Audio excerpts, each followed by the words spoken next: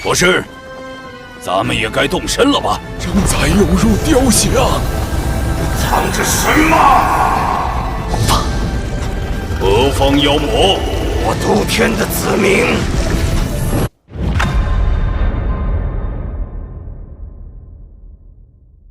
！Melanjutkan dari alur cerita spoiler episode sebelumnya, terlihat Chinmu berusaha bangkit ketika suara retakan terdengar dari kakinya. Tulang-tulangnya patah seketika. Saat ia memaksakan tenaga, tulang itu kembali hancur. Seluruh tubuhnya menegang karena rasa sakit. Lengannya pun patah. Chinmu tidak berani bergerak lagi. Bahkan berkedip atau menarik napas dalam pun tidak ia lakukan. Ia takut sedikit saja tenaga yang dikeluarkan akan menghancurkan seluruh tulangnya. Energi sihirnya telah benar-benar habis. Ia bahkan tidak mampu mengambil air liur naga dari kantong Tao Tie untuk menyembuhkan diri. Rasa sakit mengalir deras, keringat dingin membasahi tubuhnya. Luka-luka bekas pedang di sekujur tubuhnya kembali terbuka, darah segar mengalir tanpa henti. Tubuhnya terasa semakin hangat, seolah-olah terbakar seperti lava. Namun Chinmu tahu itu hanyalah ilusi. Ia kehilangan terlalu banyak darah. Tubuhnya justru mulai mendingin, dan otaknya menciptakan sensasi panas palsu. Ia pernah mempelajari hal ini dari sang apoteker. Jika darah terus mengalir keluar, kematian hanyalah soal waktu. Tiba-tiba, ledakan terdengar dari lubang besar di dekatnya. Kesadarannya mulai kabur. Apakah mungkin aku hanya tubuh Tuan setengah jadi, pikirnya. Tidak, aku hanya belum mengerahkan seluruh potensi tubuh Tuan Agung. Ia telah mempertaruhkan segalanya, melangkah setengah langkah menuju kemenangan. Namun harga yang harus dibayar adalah kehabisan seluruh kekuatan tempurnya. Saat itu juga, 3 aliran cahaya energi melesat keluar dari lubang besar. Cahaya itu menyerupai 3 pelangi panjang dan langsung menghantam tubuh Chinmu. Seketika, tulang-tulangnya bergerak dan tersambung kembali. Retakan menutup, luka-luka di tubuhnya pulih dengan cepat. Bahkan gigi yang sebelumnya patah tumbuh kembali sepenuhnya. Chinmu tertegun. Tak lama kemudian, ia mendengar suara gemuruh dari dalam tubuhnya. Ki vitalnya melonjak seperti banjir besar. Tingkat kultivasinya pulih dengan kecepatan luar biasa. Kekuatan kembali mengalir ke seluruh tubuhnya. Serat otot yang robek memperbaiki diri. Tak lama berselang hampir seluruh lukanya sembuh. Namun itu belum berakhir. 3 aliran energi itu memicu perubahan besar pada harta karun surgawi embrio roh miliknya. Ki vitalnya mencair, menyelimuti embrio roh, seperti berada di lautan hangat. Sensasi itu begitu nyaman. Terakhir kali aku merasakan kenyamanan seperti ini mungkin saat aku masih kecil, pikir Chinmu. Kenangan lama terlintas, tidur di ranjang nenek, mimpi mencari kakus, hingga akhirnya mengompol dan dilempar ke salju. Chinmu berkedip, ia akhirnya memahami. Energi itu adalah 3 kalpa, kalpa langit, kalpa bumi, dan kalpa air. Kekuatan 3 kalpa membanjiri tubuhnya. Harta karun embrio roh mengalami transformasi besar. Embrio itu tumbuh pesat, sementara platform roh di bawah kakinya meluas, seperti sebidang tanah kecil di tengah samudera. Ki vital keluar dari hidung embrio roh, naik ke udara, lalu berkumpul membentuk bola merah terang. Itu bukan matahari. Ki vital cair lainnya membentuk bola seperti air, namun itu juga bukan bulan. Meski demikian, harta karun embrio roh surgawi miliknya masih belum bisa dibandingkan dengan para dewa sejati. Chinmu mencoba menjalankan teknik 3 eliksir tubuh Tuan, tetapi peredarannya masih terasa tersendat. Jelas masih ada luka tersembunyi yang belum sepenuhnya pulih. Tiba-tiba sebuah suara bergema. Selamat Kaisar Manusia, engkau telah berhasil menembus tahap 3 kalpa. Dalam sekejap, pegunungan menghilang. Matahari dan bulan lenyap tanpa jejak. Chinmu mendapati dirinya terbaring di sebuah aula besar dengan lantai es yang dingin membekukan. Ia berusaha bangkit dan melihat 5 sosok tetua duduk di 5 arah. Aura mereka tua dan dalam, jauh berbeda dari 3 tetua kalpa sebelumnya. "Aku berada di mana?" tanya Chinmu dengan suara bergetar. "3 tetua kalpa tidak ada di sini," jawab salah satu tetua dengan suara nyaring. "Kami adalah 5 pengembara elemen, dan ini adalah Aula 5 Ki. Kami menyaksikanmu menembus tahap 3 kalpa dari Aula 5 Ki. Prestasimu sungguh luar biasa. Karena itu, setelah terobosanmu, kau dipindahkan ke sini untuk menghadapi ujian 5 Ki." "Aku? Menembus 3 kalpa?" Chinmu terkejut sekaligus gembira, namun kakinya terus gemetar. Dia hanya tubuh Tuan Semu, gumam Qin Mu penuh kepuasan. Aku adalah tubuh Tuan sejati. 5 pengembara elemen saling memandang dengan bingung. Mereka tidak memahami apa yang dimaksud dengan tubuh Tuan. Salah satu tetua bertanya, Kaisar manusia, engkau adalah orang kedua sepanjang sejarah yang berhasil menembus tahap 3 kalpa. Apakah engkau ingin langsung menantang ujian 5 ki? Qin Mu langsung duduk bersila di lantai. Ia tahu tubuhnya belum sanggup. Seberapa sulit ujian 5 ki dibandingkan 3 kalpa? Tanyanya. Sedikit lebih sulit, jawab seorang tetua wanita dengan senyum ramah. Sedikit? Qin Mu langsung menggeleng kuat. 5 senior, bisakah aku menantangnya di lain hari? Kondisinya memang buruk. Hitwo Shui fisiknya gemetar hebat, jiwanya pun tidak stabil, hampir keluar dari raga. Setelah berdiskusi, tetua pemimpin akhirnya berkata, baik, ketika Kaisar manusia telah pulih, engkau boleh kembali untuk menantang Aula 5 ki. Qin Mu menghela napas lega. Saat ia bangkit dan menegakkan punggungnya, pemandangan kembali berubah. Ia telah kembali keluar Aula 3 kalpa. 3 tetua kalpa menyambutnya, sementara pertapa Qing You tampak terkejut dan kepala desa menunjukkan senyum bangga. Kaisar manusia, kata guru spiritual kalpa langit. Mengapa engkau keluar sebelum menantang Aula 5 ki? Qin Mu menjawab dengan jujur. Pertapa Qing You mengangguk. Kondisimu memang belum layak. Datanglah lagi lain hari. Qin Mu lalu menyinggung soal membawa para ahli turun gunung. Pertapa Qing You tersenyum tipis. Aku telah berjanji, janji seorang abadi tidak boleh diingkari. Untuk pertama kalinya, Qin Mu benar-benar terkejut. Biarkan dia datang, ujar penasihat Kekaisaran Perdamaian Abadi dengan nada datar. Khan Ruandi dibelenggu rantai berat. Tubuhnya penuh luka, sementara beberapa prajurit mendorongnya maju. Kriminal Ruandi. Khan Ruandi hendak berlutut, namun penasihat Kekaisaran mengangkat tangannya dan menahannya. Ia tersenyum tipis. Senyum yang tidak mencapai mata. Saudara senior Ruandi ingin menjebakku dengan tuduhan korupsi. Khan Ruandi memanfaatkan kesempatan itu untuk berdiri. Ia tersenyum pahit. Jika aku berhasil memecah hubunganmu dengan Kaisar Yanfeng, mungkin aku masih punya kesempatan untuk kembali. Penasihat Kekaisaran menggeleng pelan. Kau tidak akan berhasil. Bahkan jika kau bersujud di hadapan seluruh pasukan, Kaisar Yanfeng tetap tidak akan mencurigai diriku. Yang membuatku pusing hanyalah para pemberontak. Jika satu masalah bisa dihapus, itu sudah cukup. Ia menatap Ruandi dengan tenang. Lepaskan rantaimu. Aku tidak menerima penyerahanmu. Ketika kita kembali ke ibu kota, kau akan menyerahkan diri langsung kepada Kaisar. Tubuhkan Ruandi bergetar. Rantai di tubuhnya hancur inci demi inci. Para prajurit terkejut dan melangkah maju, namun penasihat Kekaisaran mengangkat tangan. Tidak perlu waspada. Tatapan Khan Ruandi berkilat. Aku mendengar penasihat Kekaisaran bertarung melawan dewa dan menderita luka berat. Meski dirawat oleh Raja Racun Kecil dan Tabib Ilahi Kecil, kultivasimu belum kembali ke puncak. Apakah kau tidak takut jika aku tiba-tiba menyerang dan membunuhmu? Aku tidak takut, jawab penasihat Kekaisaran dengan tenang. Mungkin sebulan lalu iya. Namun setelah memahami jalan pedang, bahkan dalam kondisi terluka, aku tetap tidak perlu takut. Jika kau menyerang, kau akan mati. Wajah Khan Ruandi pucat. Penasihat Kekaisaran memandang ke arah istana emas Roland di kejauhan. Benteng itu mudah dipertahankan dan sulit diserang. Dukun Agung dan Raja Dukun menjaganya. Jika aku memaksa menyerang, pasukanku akan menderita korban besar. Di dalam istana tersembunyi aura mengerikan, lanjutnya. Aura itu berasal dari tubuh jasmani para Grandmaster terdahulu. Ada 18 aura setingkat dewa. Itulah alasan aku belum bergerak. Khan Ruandi mengangguk.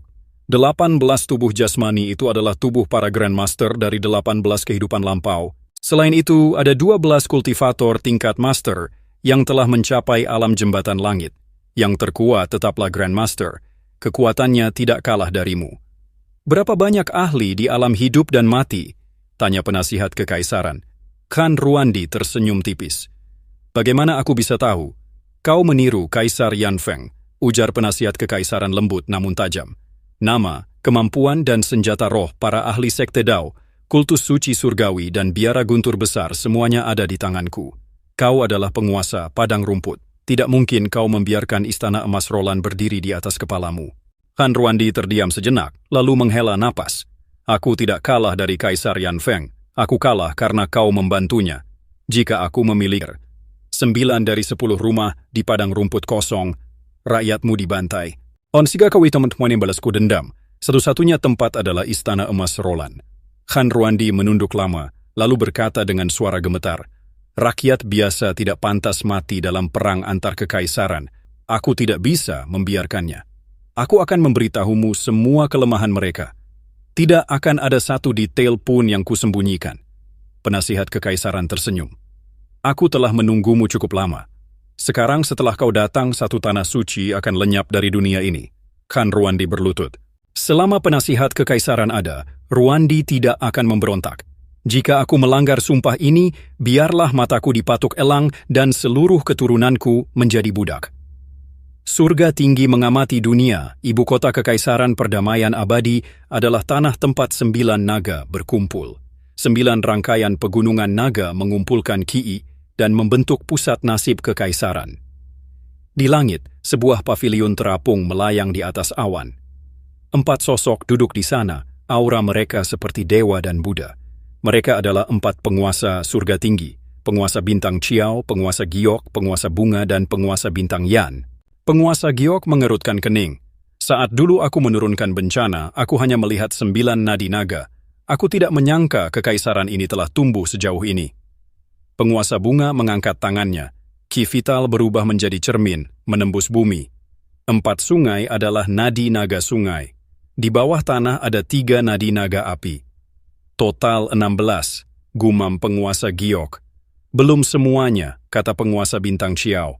"Di pesisir ada 2 nadi naga lagi. 18 nadi naga. Tak heran mereka makmur." Ia menyipitkan mata. Jika semua naga ini naik ke langit, itu berarti mencuri nasib langit dan bumi. Menemukan dan memutus nadi naga utama jauh lebih penting daripada membunuh kaisar manusia lama. Penguasa Giok mengangguk. Jika naga utama kehilangan pemimpin, nasib kekaisaran akan runtuh. Akhirnya mereka sepakat. Minta penguasa pemelihara naga turun. Dia yang paling ahli membaca medan naga. Keindahan di malam hari pavilion turun ke sebuah tempat sunyi. Bukit hijau, air jernih, dan sebuah rumah kecil berdiri di sana. Pintu terbuka. Seorang wanita anggun keluar membawa ember kayu. Keempat penguasa surga tinggi tertegun. Jantung mereka berdegap. "Ini kecantikan sejati," gumam mereka. Wanita itu menatap mereka dengan heran. "4 tamu terhormat, malam telah tiba. Sebaiknya tidak bepergian saat gelap." Penguasa Giok tersenyum penuh pesona. "Tempat ini bukan reruntuhan besar. Mengapa harus takut malam?" Saat bulan naik, pintu rumah kembali terbuka, tawa lembut terdengar. "4 tamu datang dari jauh, aku terlambat menyambut." Di bawah cahaya bulan keempat, penguasa surga tinggi berseru dalam hati yang sama. Kecantikan ini, bahkan para dewa pun akan jatuh. Para dewa dari surga tinggi tidak menyembunyikan aura ilahi mereka. Dari pergerakan mereka, terlihat jelas bahwa tujuan mereka adalah tempat tinggal Nenek Si. Meskipun Jagalan dan Si Buta berada di prefektur relaksasi yang berjarak ribuan eli, Si Buta tetap seolah dapat melihat kejadian itu. Wajahnya berubah aneh ketika berkata, "Sekarang sudah malam, Iblis Litua sudah keluar lagi." "Kalau mereka bertemu Iblis Litua dalam wujud Nenek Si, mereka pasti mati," ujar Jagalan sambil mengerutkan kening. Ekspresi Si Buta makin sulit ditebak. "Iblis Litua sedang mengobrol dengan mereka." "Kalau begitu mereka benar-benar tamat," kata Jagalan heran. "Selama Iblis Litua ada di desa, siapa yang tidak tergoda? Bahkan kepala desa saja tidak berani menatapnya. Hanya kamu yang bisa mengabaikan kecantikan Nenek Si. Menurutmu, kapan keempat dewa itu akan saling berebut dan bertarung?" Si Buta menggeleng. "Mereka tetap dewa. Tidak mungkin mereka bertarung demi seorang wanita." Dia terdiam sesaat, lalu menghela napas. Mereka benar-benar mulai bertanding. Belum bertarung sungguhan, tapi niat bersaing mereka sangat kuat. Tinggal selangkah lagi menuju pertempuran. Nenek Si benar-benar pembawa kekacauan. Jagalan tertawa kecil. Nenek Si bukan pembuat onar. Guru kultivasi Li sebagai Nenek Si sangat lembut dan tidak pernah menyakiti siapapun. Tapi begitu wujud aslinya muncul, desa hampir terbelah. "Ngomong-ngomong, apa kamu melihat si Tuli dan si Bisu? Biasanya mereka tidak pernah berpisah." "Belum," jawab Si Buta sambil tersenyum. Si Bisu mengejar sebuah kapal. Si tuli mengejarnya, tapi kemungkinan besar tidak akan terkejar. Kecepatan si bisu hanya sedikit di bawah si cacat. Menurutmu, kapan keempat dewa surga tinggi itu akan benar-benar menjadi musuh? Itu tergantung seberapa lama guru kultivasi Li ingin bermain dengan mereka, jawab Jagalan. Tidak perlu khawatir. Kita cukup menonton dari jauh. Setelah beliau puas, baru kita lihat situasinya. Di punggung kilin naga, Qin Mu tiba-tiba teringat sesuatu dan bertanya pada pertapa Qing Yu. Ketika Xu Shenghua memasuki Aula Tiga Zaman, terobosan apa yang ia pilih? Dia tidak mengatakannya sendiri, jawab pertapa Qing Yu. Tapi para tetua Tiga Zaman mengetahuinya. Dia memilih terobosan zaman surga. Prosesnya sangat mudah baginya. Bahkan dia sempat menyesal tidak memilih terobosan Tiga Zaman. Lalu di Aula 5 unsur? Tanya Qin Mu lagi. Dia memilih terobosan unsur tanah. Dari 5 unsur, tanah adalah fondasi terkuat. Qin Mu mengangguk pelan. Xu Shenghua memang luar biasa. Di masa lalu, kemampuannya tidak kalah dari Qin Mu. Meski tingkat kultivasinya sedikit lebih rendah, seni ilahi yang ia kuasai jauh lebih rumit. Xu Shenghua telah menembus Aula 3 Zaman dan Aula 5 unsur, menambal kekurangan fondasi kultivasinya. Qin Mu sendiri telah memperoleh terobosan 3 zaman, terobosan zaman surga, serta terobosan unsur tanah, memperkuat harta karun embrio dewa miliknya. Namun, apakah kekuatan sihirnya benar-benar bisa menekan Xu Shenghua? Masih sulit dipastikan. Dulu aku bahkan tidak tahu dia murid surga tinggi. Aku sempat meminta teh darinya, bahkan berutang minuman, pikir Qin Mu. Xu Shenghua adalah lawan langka. Qin Mu ingin bertemu dengannya lagi, namun di saat yang sama juga enggan.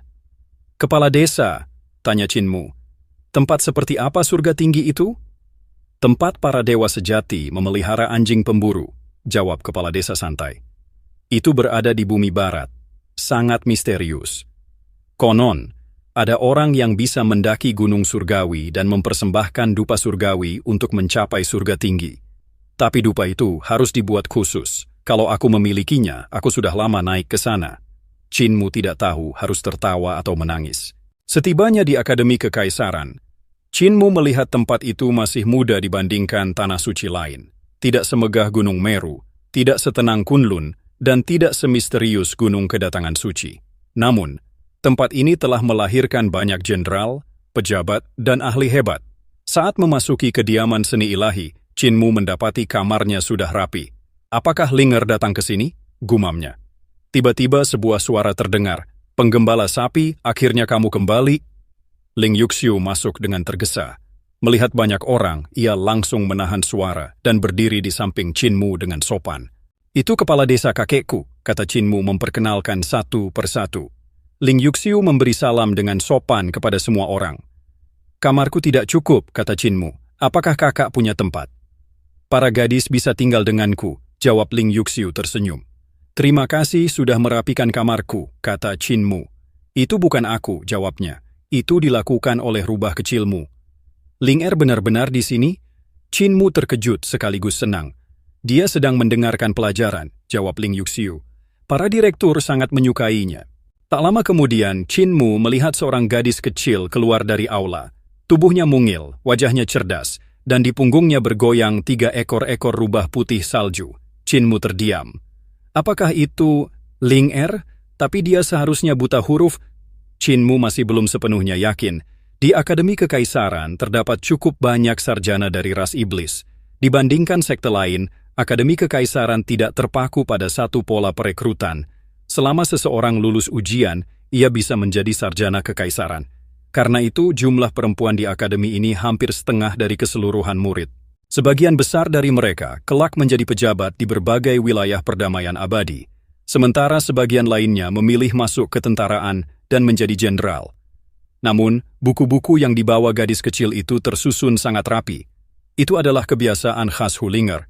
Masalahnya, Linger bahkan tidak bisa membaca satu huruf pun. Tidak mungkin ia membawa tumpukan buku kemanapun. Itu sama sekali bukan gaya rubah iblis kecil itu.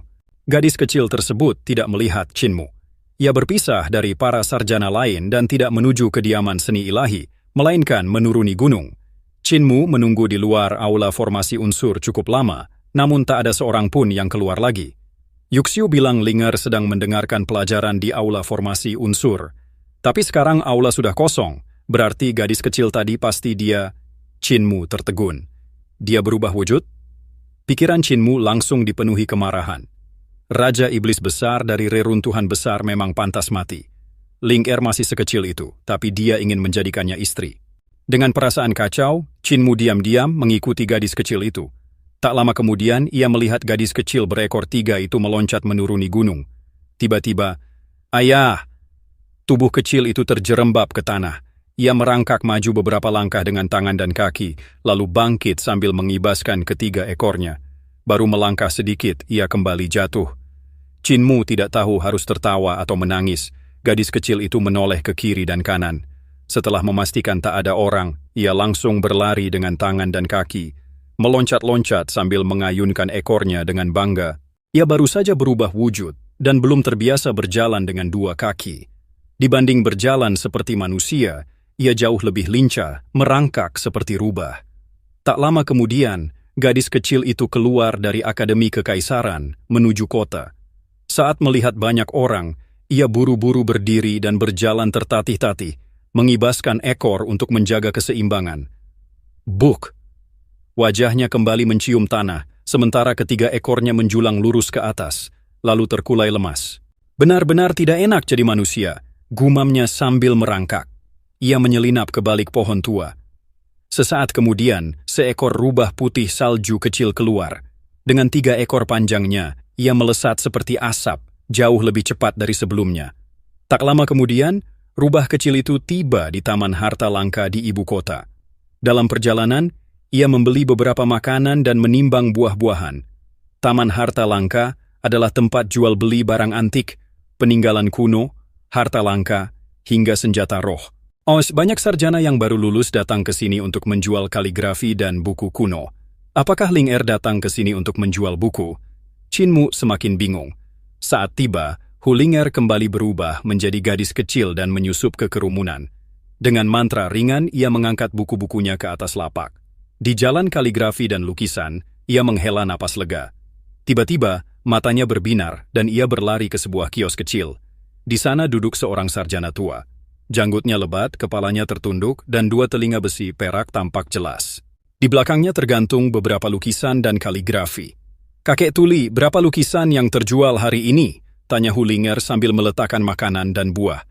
Tanpa mengangkat kepala, si Tuli langsung melahap makanan itu. "Tidak satu pun. Tak ada yang tahu cara menghargai lukisanku. Kau datang tepat waktu, aku hampir mati kelaparan." Kakek Tuli seharusnya menjual lukisan di depan kediaman guru kekaisaran.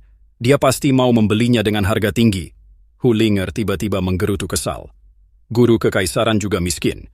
Istrinya baru melahirkan seorang putra. Jamuan kelahirannya sangat sederhana, hampir tak ada makanan. Katanya karena beliau sedang berperang dan menghabiskan seluruh tabungannya. Ia mendengus. Aku jadi kasihan dan memberi amplop merah besar. Tapi malah aku diminta menjadikan tuan muda sebagai ayah angkat.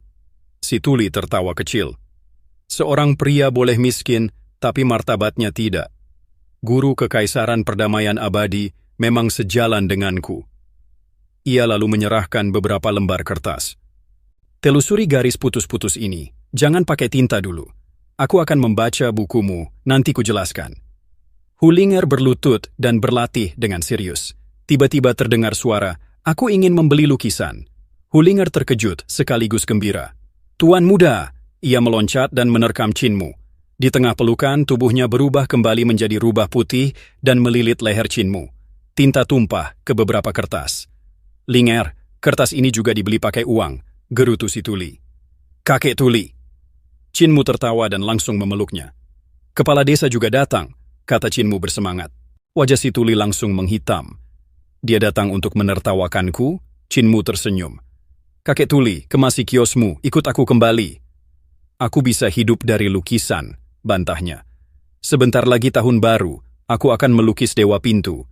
Chinmu menghela napas, lalu menyingkirkan semua lukisan dan mulai melukis sendiri.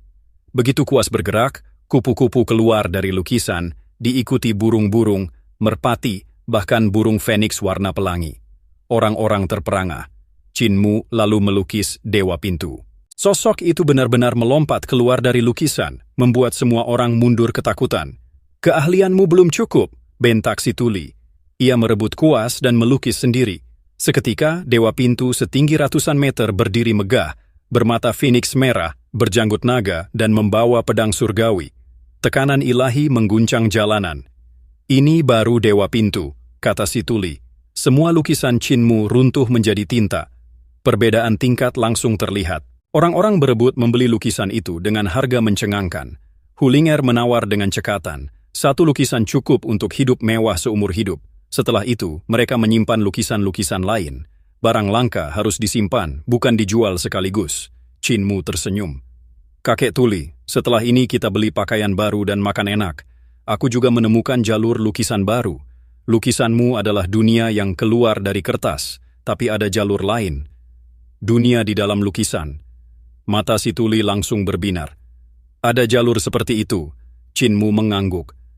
"Kaisar memintaku menempa meriam ilahi penembus matahari.